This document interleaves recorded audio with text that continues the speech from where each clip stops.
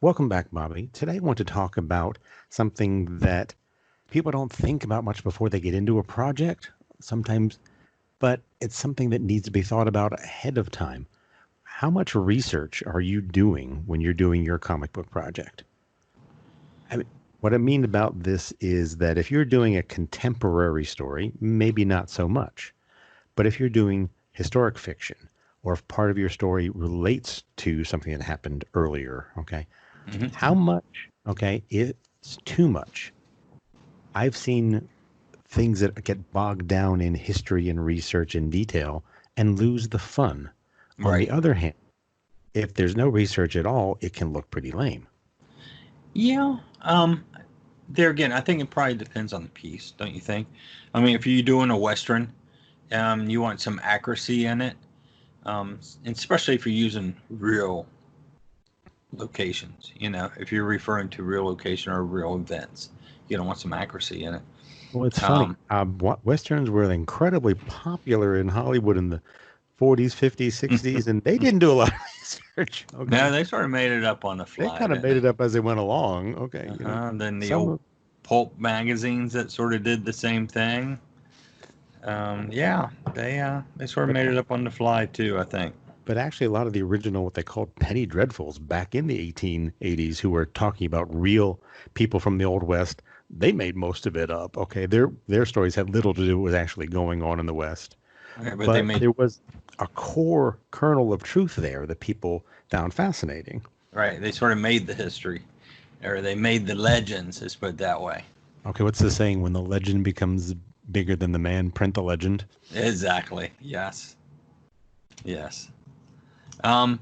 It's sort of funny because we know some people. We know Bo Smith. He created Wyona Earp, and there are some base concept when you say that name, and Wyatt Earp comes to mind. Not that the character Wyatt Earp sort of plays within the context of the series, but yeah, very little. I mean, it's got more to demons and everything that's going on in the But series, but you but get he that takes feel that of the Old West. supernatural element and kind of grounds it in that legends of the Old West. Okay. Right, right. So he Yes, takes they something do. that's purely fanciful and makes it somehow more believable. Yes, and I think it sort of gives a series like that a rock, a foundation to launch from. So I think that's a good thing. As far as doing straight out historical comics, to me, they're about the most boring ones you can do. If all you're doing is repeating What? what we But already learned or history's thought, fascinating. There's so many good stories there. come on, Bill. But are you telling them in an exciting storytelling fashion? Or are you listing a series of facts? That's where the difference. That's the difference. Are you pulling me through a character in a story that involves might have this going on around it, or are you just telling me point, point, point, point, point? It's sort of like dry. Right. But I know one challenge I've had. I'm working on Paradox Wars Chapter 2, and it opens up with the 6-page scenes in the late 20s, early 30s, and so it's a city and it's a street. Well, So yes, when you're doing time travel stories, yes, yes, you got to do this. you don't So have to become an expert in just one time period. It can, then you got to find photo reference and everything, for that time. So we got cars and store windows and people in outfits. The funny thing is, I'm working with an artist over in the Philippines, so I've got to be really, I got to dig up lots of reference materials. And the cool thing is that we have the internet. He has the internet. So, we can just give links out and boom, boom, boom, boom. Hey, right. check this That's out, check this out, check this out. We did that already with some character designs that I wanted a certain dinosaur and I wanted a certain size of the dinosaur. These old dinosaurs are only about 2.5, 3 feet long. So I went in and grabbed a bunch of Wikipedia and different links for this dinosaur and added them to the description of the character. And that worked real well for that. So I'm sure the period piece will work out pretty well also.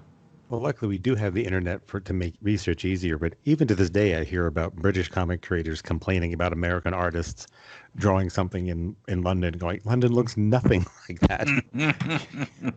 It's not even close. Like, just do some basic research, people, you know? Right, right. And so, yeah, that verisimilitude, write that down, Bobby. That's a very important word. Verisimilitude. Verisimilitude. We don't Okay. spell that in Kentucky. How's that? Never Okay. It makes it sound look real. Okay. You know, mind. Okay. so if sneaking some of that in can help to ground your work. Okay.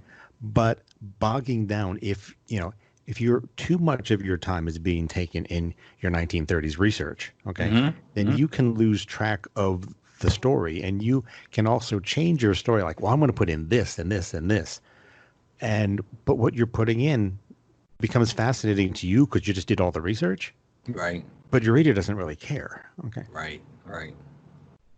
And No. my wife reads a lot of historic fiction, detective stories set in like the 1907 or the 1930s or 40s. Uh-huh. And when those authors throw in little tidbits here and there of just little ways that people used to say something that's not normal now, okay, it's fun. But they have to be careful not to overwhelm you with it. Right.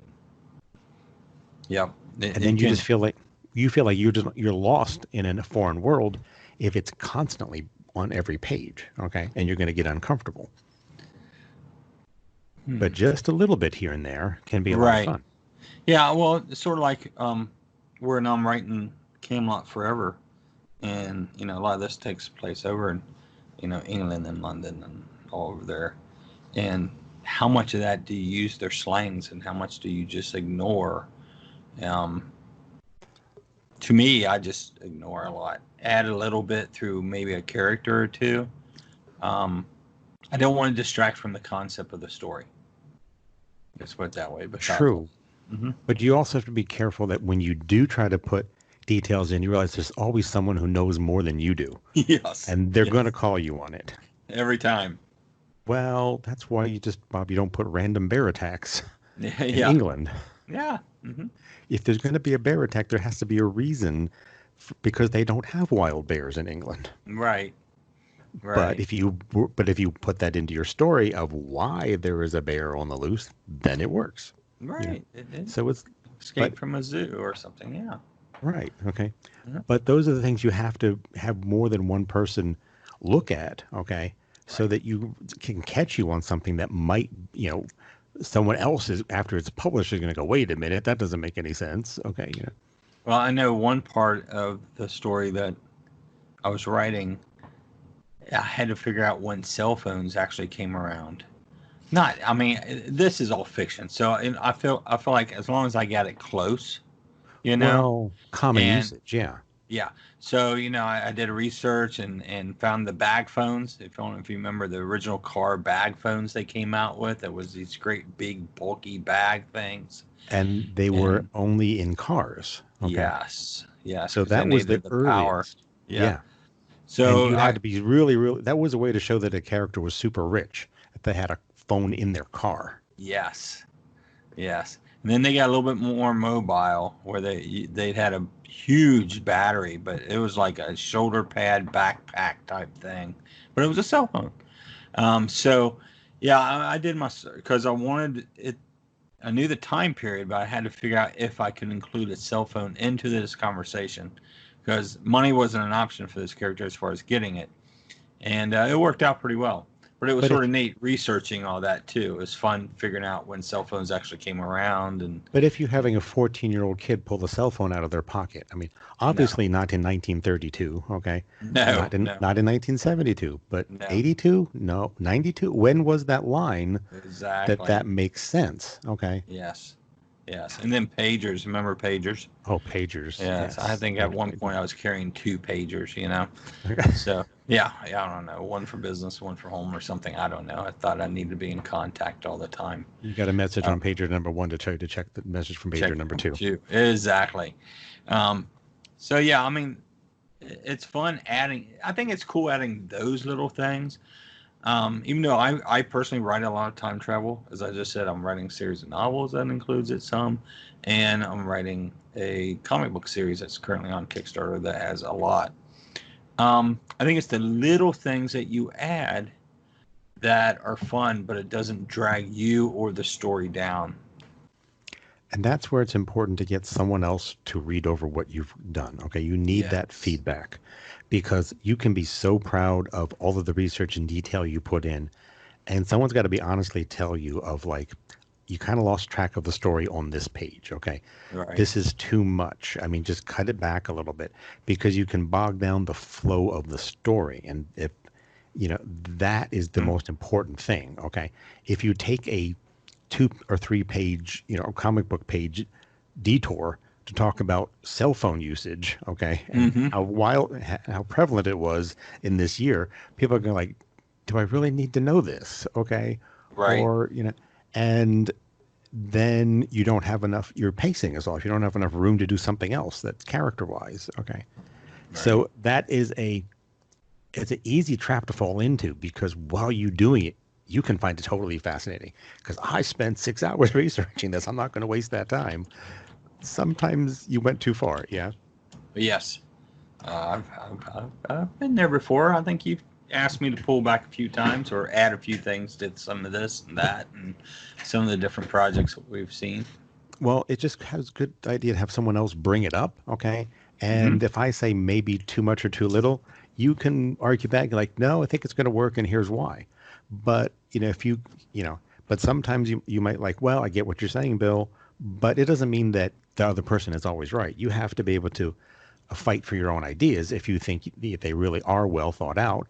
But sometimes you need to look at the other person's point of view and go, yeah, maybe I did go too far on that one, and I can pull back and really not lose too much. But yeah, you Right. do, you've heard the saying, kill your darlings. I mean, every writer gets so involved with their own ideas that every idea is so precious, Right. but they're not all going to fit. Okay.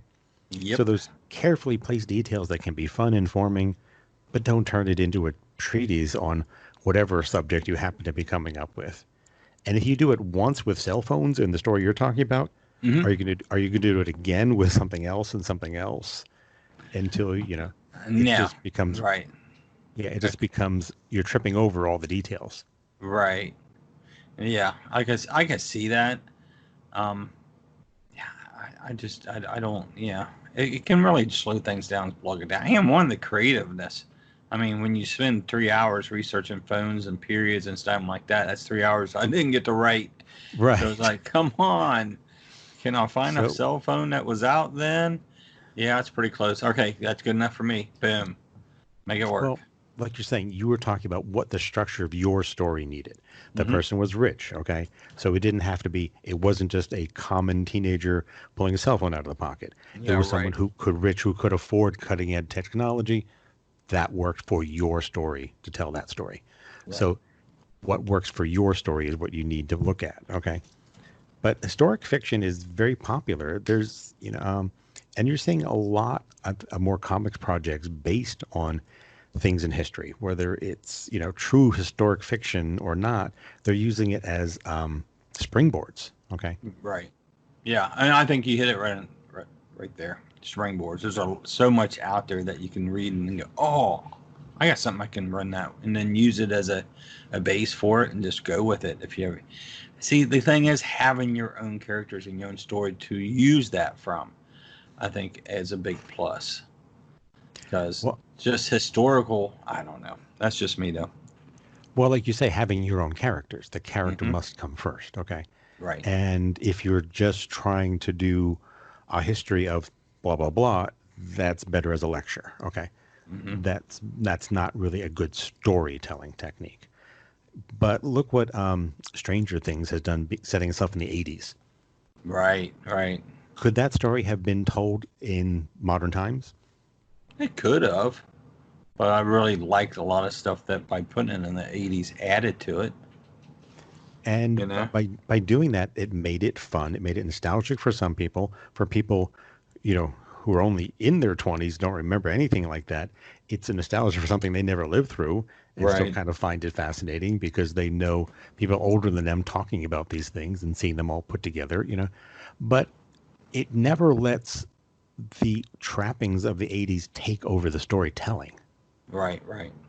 So if you No, took no. that if you took that exact those exact same plots, okay, and scripts and just set it in another time period, it would work. If you set Oh, it in modern day, the story would still work. Right. No, So I doing agree. that just gave it a layer of more fun. Okay. It made it a lot more work for the production team, Yeah. but again, it gave people just another level of enjoyment to it. Yeah. Yeah. I mean, it's nice. They're hitting the highlights of different things during that period, and there's so much that you can play with. I mean, I don't know, no spoilers, but the whole Russian thing, and there's just so much stuff that they can pull in here and there and play within it. But Yeah, it there's turns out there's a that go ahead. if for people listeners who don't know, it turns out once upon a time you couldn't trust Russia. Wait a Yeah. minute, that's Yeah. wait a minute, that's like last week too, isn't it? That's Yeah, I believe so. what Yeah. goes around comes around. So yeah, Yeah, exactly. but it's but again, Stranger Things attracted an audience who heard about the '80s nostalgia and stayed for the storyline. Yes, I mean, I think it was cool seeing how malls were a big thing. It's like what? I remember our mall over here opened up in the late '70s, mid '70s, somewhere in there. And I guess it was a big thing because it had all these stores in one place. So there's little things that they include within this that's like, wow, this is pretty cool. Oh, and D&D owes them so much money. Okay. Yeah, they do. Yes. D&D sales have skyrocketed, and so many people, it's because of that show. Okay, it got them like, what is this? Let me check into it. Okay, Right. and more people are playing it than have in years because of one show. All right, Right.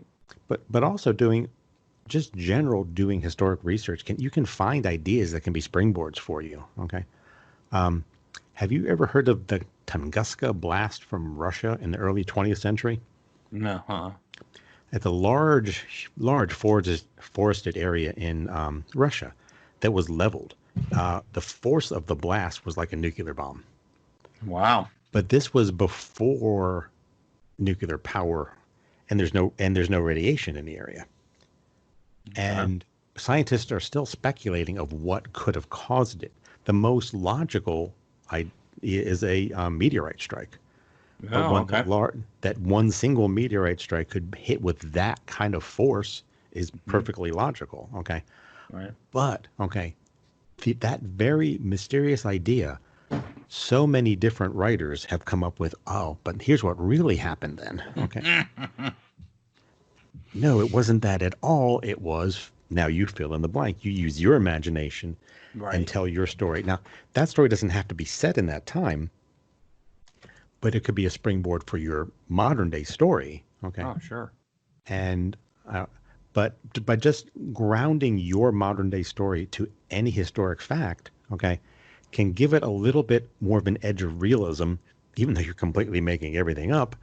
But it helps to ground your story just a little bit. Like we don't really know if there were demons in the Old West, okay? Right. But Right. it works well for Winona Earp and how that Yes, story it puts does. together, okay? And so research can be fun, okay? It can be tedious. You need to know where to find that balance yourself of where you can find. Now, the internet makes it so much easier. On the other hand, it gives you too much knowledge. Yeah, that's true. And that's definitely true. Just sometimes it can be too much, but it's also easy access. So I really, I It's am so thankful for the internet. it's easy access, but you can get lost down the rabbit hole. Yeah, yeah, you can. You can. You can spend a day searching cell phones. Hmm. Yes. Okay. And now you know so much more about Yes. cell phone history. And the companies that started them and the companies that bought them on top. Yeah, there's a lot out there to find out. Bob, if you started bringing this up in random conversations, did you know? Yeah, I need to. Yeah, Yeah. yeah. Everybody knows about baseball and music. I can tell you about cell phones. History of cell phones. Yes, but nah, I think it can be a nice starting point. I know I use it in the novels, but and history doesn't always have to be true history either. How do you mean that? You can play upon a folklore or what's the words I'm looking for? Well, I'm using the whole concept of Camelot and King Arthur. Is it true? Don't know. There's legends, There's Legend, stories. where do history and legends, history leave off and legends begin? No Yeah. one really knows. No, they don't.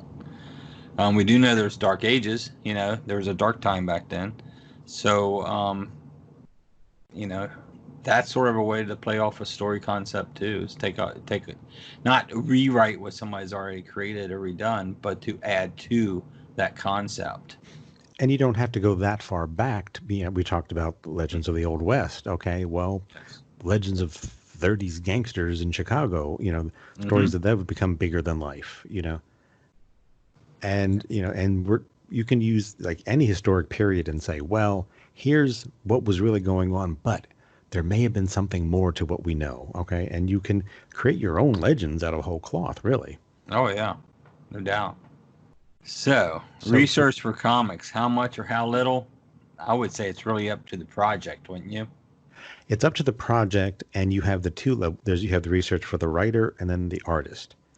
Right. Now, the artist may wind up hating you as the writer. Okay, like, you want me to draw what now? Okay. Yeah. Yeah. I might be getting this from Joel. Who knows? Well, some artists love doing historic pieces and doing quote unquote out of date clothing and doing that kind of detail. And some like, oh, I can't believe I have to put up with all this. Okay, why can't I just draw a man in a suit? It's like, well, it's got to be this type of suit. Okay, no, that's a 40s suit. That's not a 1930s suit. But those things, someone's going to notice the difference, and you have to do the research. And hopefully, as an artist, you can let yourself accept the challenge and have fun with it. Right. So, I agree. basically, to wrap this up, the way I think you put it, the amount of research you need very much based on your own project, and really is determined more than anything by your story flow. Okay. Right. Make sure that you're not making major historic mistakes. If you do use some kind of, get the year right. Okay. Of this certain event that happened, or else someone's going to call you on it, Yes. little things like that. Okay. Would you be surprised how often people do make mistakes on? Okay. But do the basic research. Okay. But don't let yourself get so bogged down that your story becomes a lecture. Right. Something you said I'm wondering if my friend Bo Smith, the creative one, or how many times at a convention he gets asked or told, I didn't know White had a daughter. Okay. The Fault Demons. Well, it gets brought up. At a certain point, he doesn't have to say, yes, yes, he did. Yes. Yeah. And just tell people about the obscure library he found that had these dusty tomes in the back that were handwritten, and Right.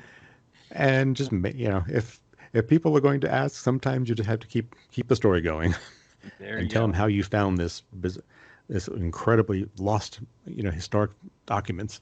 Now it can finally come to light. Just continue to embellish, huh? We're storytellers, right? Right. Why do you stop? Okay. Never. Well, thanks so much for your time today. It's great talking to you. Appreciate it, Bill. Thank you. Bye-bye. Bye.